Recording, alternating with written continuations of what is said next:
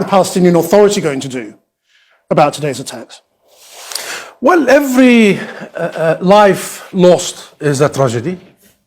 And we know this best, we the Palestinian people, because only this month, 11 Palestinians were killed by the state-sponsored occupying army, including 5 children. Only last night in Jenin, Ahmed was murdered, a 16-year-old boy. The day before it, in Nablus, another boy was killed. A girl was shot in her car just a day before her birthday. She was 15 years old. We know very well the price of human loss.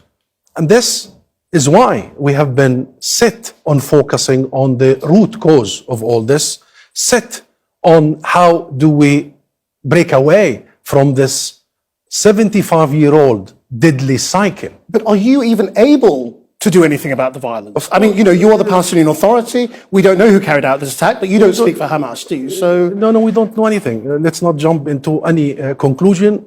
What we know is that there is a military occupation with an organized army that targets Palestinian civilians. This year, until October, only in the West Bank, but besieged Gaza aside, the 2 million in an open-air prison, only in the West Bank, including East Jerusalem, 125 Palestinians were murdered by the Israeli army, mostly civilians. And here why you and I need to discuss the systematic, chronic situation, and how do we actually tackle. All right, well, how? When we talk about the way forward, what is the way forward? The ambassador from Israel says the Palestinians won't talk. Is that true? Let her say whatever she wants to say. The Palestinians have been set on talking. We have changed our DNA. We have accepted international resolutions to establish 2 states. I've heard you asking the Israeli representative, does she accept a Palestinian state? She refused to answer, and she will continue to refuse to answer, because she does represent Israel. Israel is not interested in creating a state of Palestine. Here, answering your question, there are 3 things we need to tackle immediately. The first is the systematic oppression of the Palestinian people that have lasted for 75 years. This is very well built. It's very well reported by the United Nations and the international community. The second is the abdication of the international community of its own responsibility.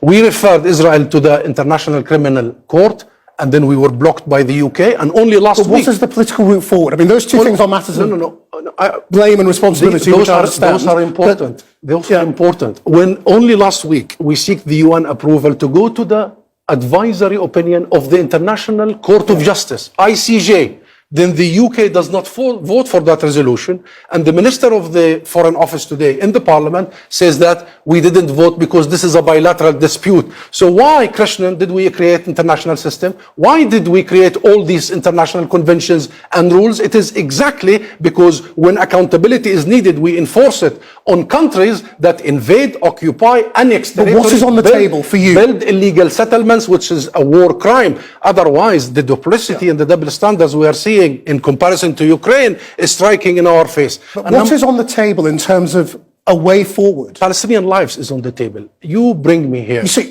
this is a cyclical conversation, isn't it? It isn't. We are the ones who are paying much of the brunt of all this. You know, the media would invite me when an Israeli is harmed.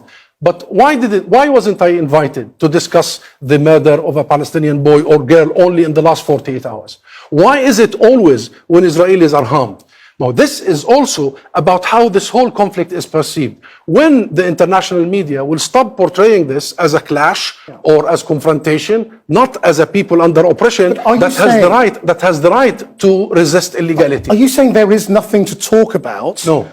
That's not specifically, unless Israel says Palestinian states on the table. Israel will continue saying what it says. Israel will continue drifting to the right. About? That's what I'm trying to get to. I tell you one thing, international law.